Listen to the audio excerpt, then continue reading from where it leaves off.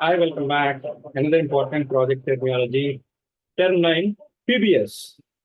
And why and real-time working example I'm going to show you. And I cannot able to show you practically. I'm just giving one example, SAP example and non-SAP example also. What exactly PBS?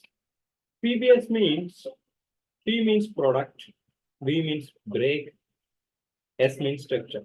Product, break, structure. Okay. What exactly this product break structure? It's not process. Product break structure. This term specifically belongs to your manufacturing industry. Most of the times it will come into picture. Okay. So you can see this example. Assume that bicycle is your final product. You can say this, you can able to divide this one into component and subcomponent. Frame in this tubes, head down, seat and stay, and wheels and handle and crankset. Okay. So all these are the different components you have. Okay. So bicycle, if you would like to applicable the term called product breakdown structure, then it will be divided into frame, wheels, and handle, crankset, or the components. Okay.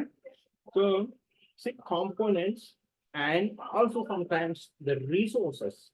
So frame is manufactured by separate company and wheels is manufactured by separate company. Again, handle and crankset is manufactured by separate company. This bicycle is something like Hercules or Hero or any cycle you take for that matter. Okay, these components will be separately built and will be manufactured a bicycle. So then what is when I decide if I would like to start manufacturing the bicycle, then I should know my product breakdown structure. It will be divided into components and subcomponents, and those will be separately or else in the same company it will be manufactured. It will be like a plan. The similar thing which is applicable for your project also. When you are doing any software project, you have to decide it. Okay. So, for example, SAP project example. I'll tell you one example. SAP ECC or S4 HANA, you take one separate box. SAP PA, another separate box. And web portal, it can be like idoc or something, some kind of portal. And Gina is application. And you have a final. Assume that e-invoicing is the product you would like to manufacture it. I mean, sorry, you need to develop it. It is software, right? E-invoice is the product you're supposed to develop it. In ECC, what exactly you need? You need an output configuration. If you are SAP SD consultant, you come to know. Or by using condition technique, and after that, you do all the configuration what is required. If you need some help from materials and your OTC process and whatever you want to do it, you have to do it to generate output for EDA. Okay, then it's go to PA. Your PA will see the information. Then PA structure will be divided. You can say that in this box, whatever some components will be divided.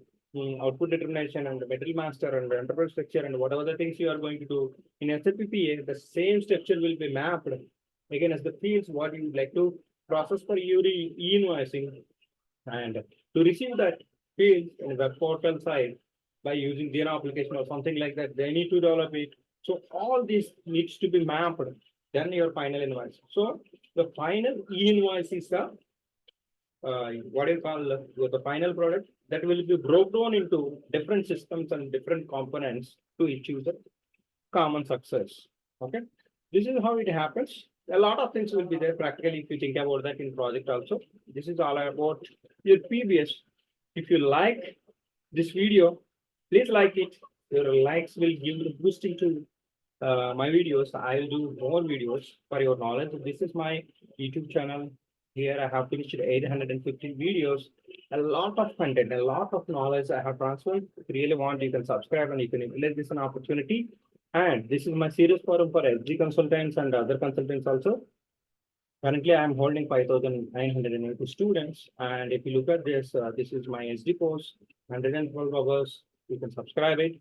And these are the two important prime courses at my end, irrespective of your functional knowledge, SD, FI, PP, whatever you take, how to generate idoc, 6 processes I have explained, and getting master to write functional specification. It is common for every functional consultant, and they can able to give a try for this course. They must try this course. And I have few courses for pricing and other courses as well as. I'm just providing these links below of this video. If you really like it, you can subscribe. Thanks so much. Thanks for joining the session. Wishing you all the best. I think you have learned about what is the topic today? Product breakdown structure.